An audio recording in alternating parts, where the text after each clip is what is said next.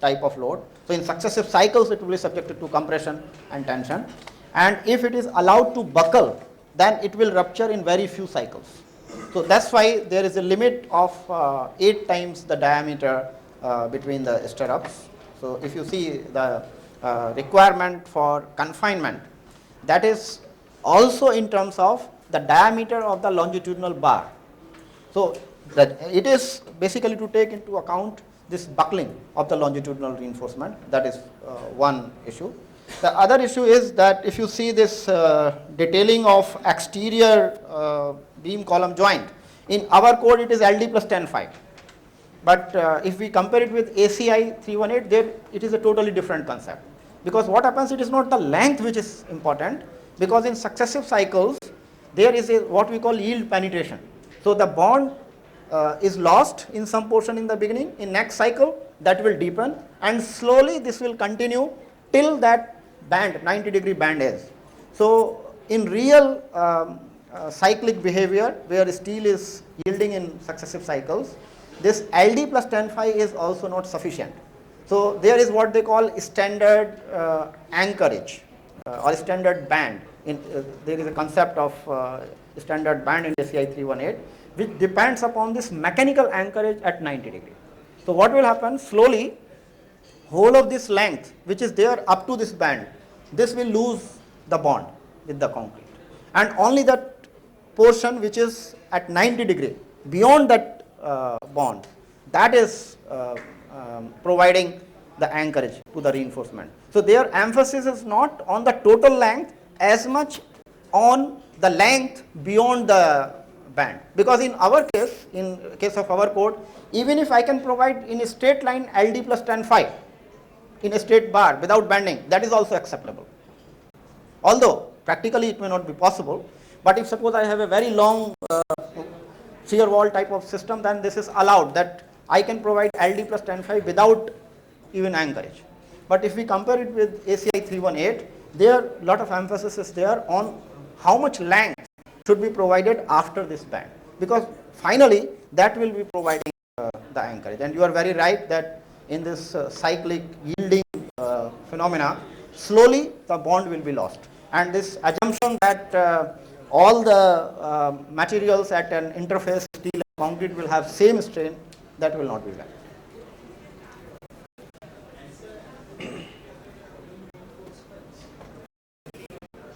Maximum 50% of the bars need to be lapped at a section, and as per 13920, lapping is allowed only in the mid height of the floors.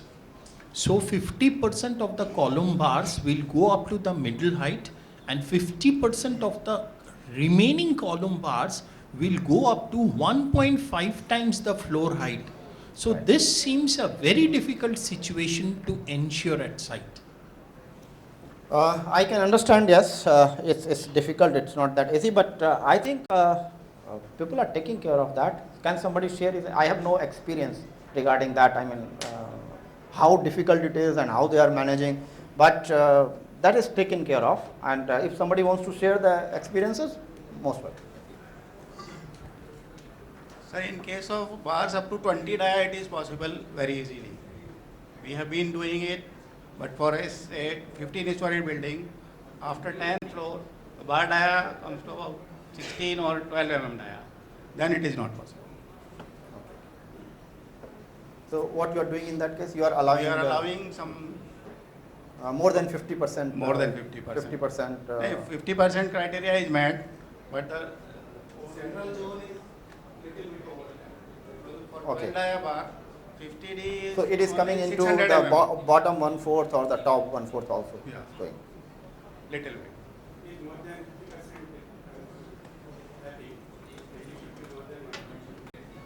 LD should be more than 1.3.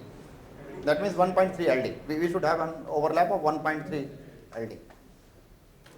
Okay. It has some standard handbook. Which handbook? IS detailing handbook. SP34. Okay. So even 4, 5, 6 is also for the slice length. If the bar is direct length, you can Okay, so, yeah, please, can I have this? Yes, any other issue? Yeah, you want to add? Actually, I wanted to add something regarding his question, earlier question. Yeah, In limit state of collapse, when you design a beam, you design based on the theory that your concrete is unconfined. Whereas in ductile design, you treat your concrete as confined. So you need to understand the basis for design.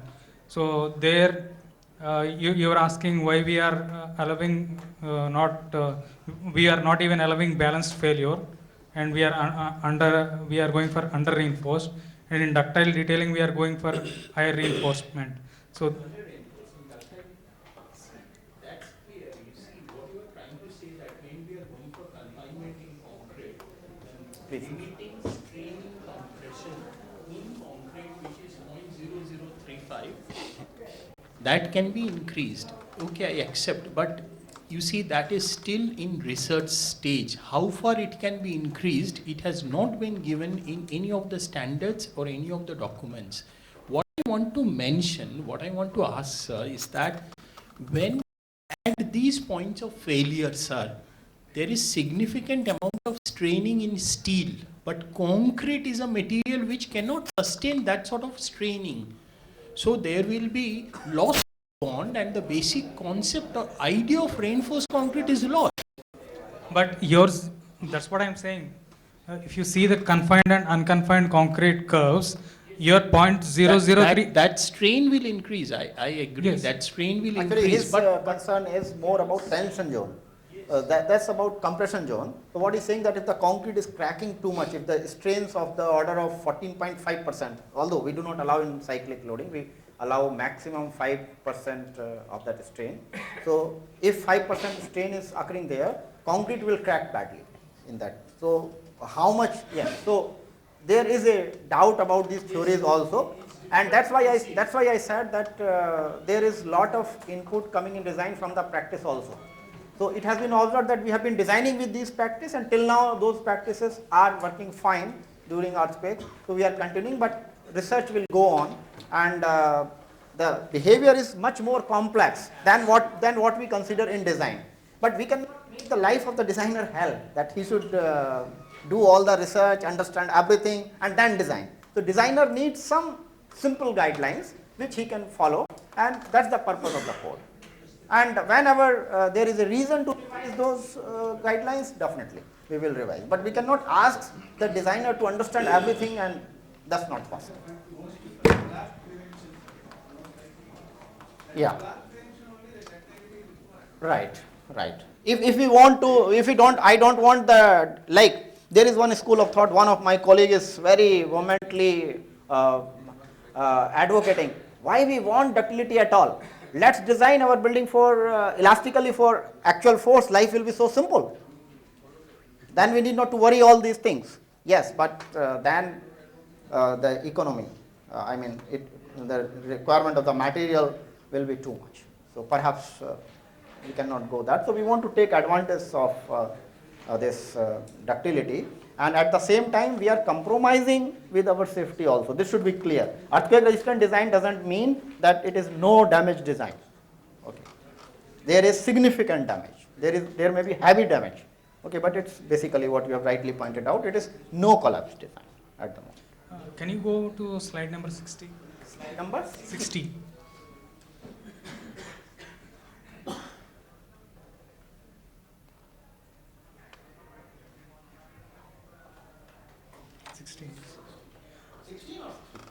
This one. Yes. So here, if you see this figure, it talks about capacity design for the last one. If you see that is a case for top story. Yeah. And as per 3920 draft code, it says that the top story columns do not need capacity design if they are more than 4 stories high. And for buildings which are less than 4 stories, you do not need to satisfy this clause. But if you see Euro code, it says that you don't need to design the joints of the top floor, which I think is a correct one, because here we are unnecessarily penalizing the short story buildings, means buildings less than 3 floors. Okay, In low-rise the- buildings. Yes, because in the basis for Euro code, it clearly states that states the reason also. I will Yeah, please read. go ahead. I will read it. It says that Euro code it does not require meeting that particular provisions in columns where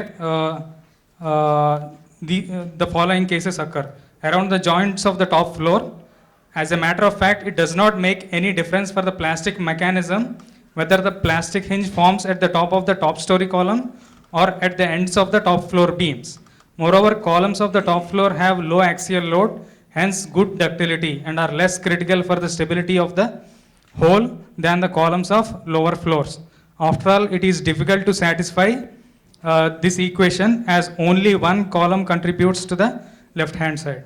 So this is what I Eurocode guess, says. Fair enough. So I don't, in 3920 draft code, it unnecessarily penalizes the low story buildings.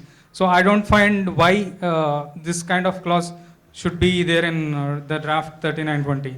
In fact, if you see Eurocode, it gives exemptions for other things also. For example, in 2-story buildings, there are further more relaxations, and in there are other more relaxations if you see Eurocode 8.